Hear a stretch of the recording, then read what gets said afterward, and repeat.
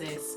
How do you evaluate the data that you have to determine the size and the scale of the inequalities that are happening within your organisation? Now, I can't give you all the answers, but I am going to share with you an approach that you could take that will help you interrogate your data and along the way help you decide what areas you're going to focus on and, more importantly, why. Now, I'm not going to rattle off a list of data that you can look at, but I am going to give you some examples. Use whatever you can get your hands on. What's ever held in a spreadsheet, a database, your Cognos system, or whatever reporting system you use, pull as many data points as you can. And if you're going to do this properly, I would also advise looking at your customer data or your end user data. If you can tie it back to ethnicity, great. Now, one disclaimer I will make is many organisations say to me, but Shereen, we've never tagged our data to ethnicity.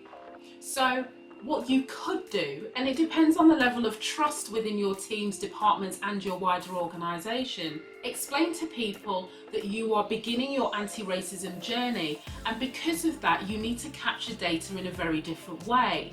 So I know organisations that have explained this, talked about why anti-racism is important from an I perspective, not a we perspective, and then they've asked their colleagues to go back and enter in their ethnicity data. They've explained to them why they're using it and the examples of how they're going to use it to determine where they're going to focus their anti-racism efforts.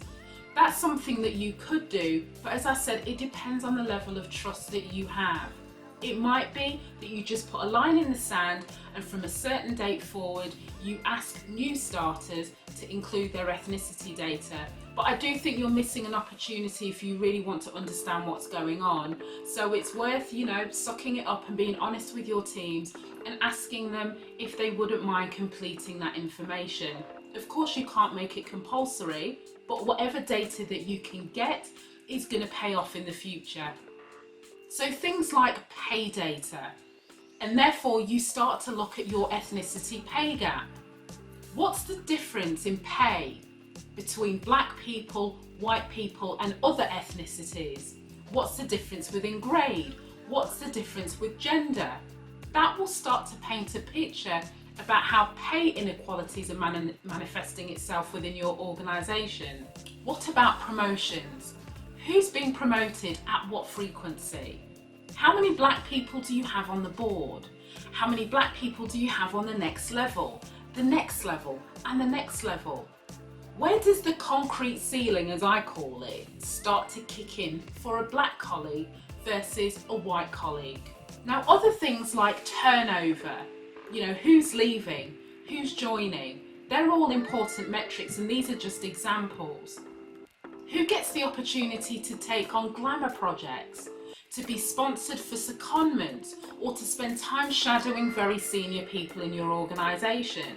These are all important data points, and it's worth you exploring. The one question that you do have to ask always, and you will hear me say this often enough, is you want to explore why your organisational culture works for people who look like you and don't look like me.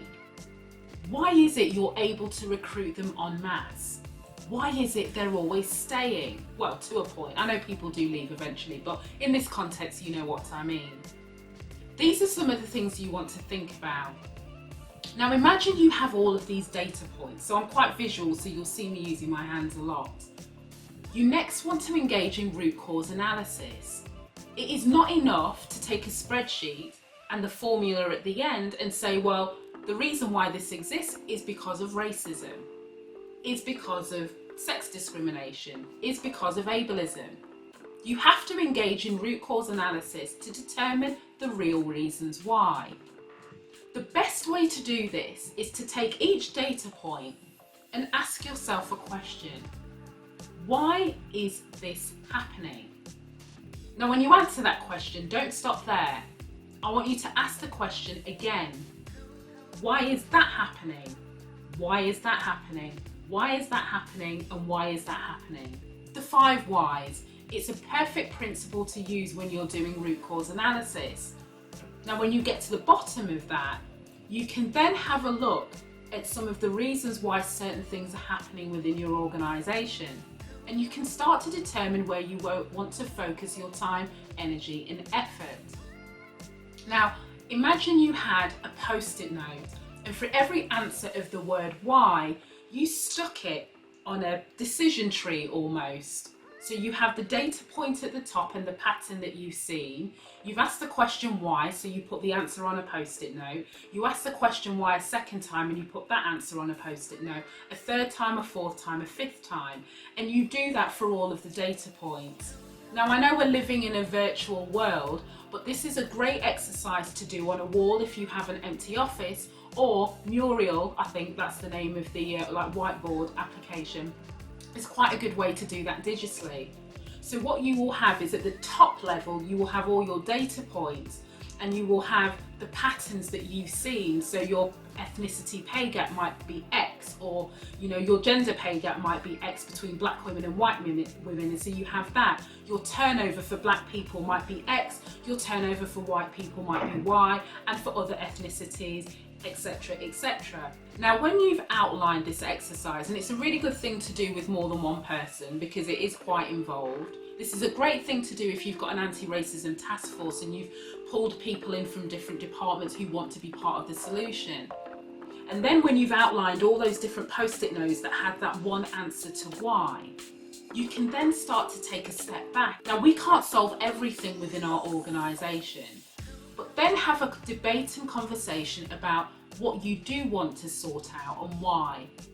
What are the answers to the why that you want to tackle?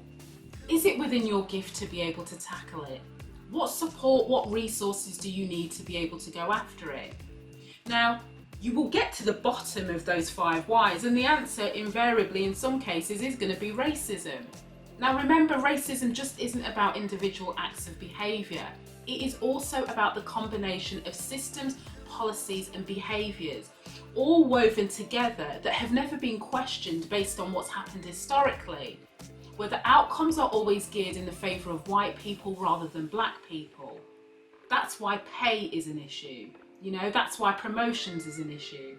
But every organisation is going to have a slightly different way in which it manifests itself.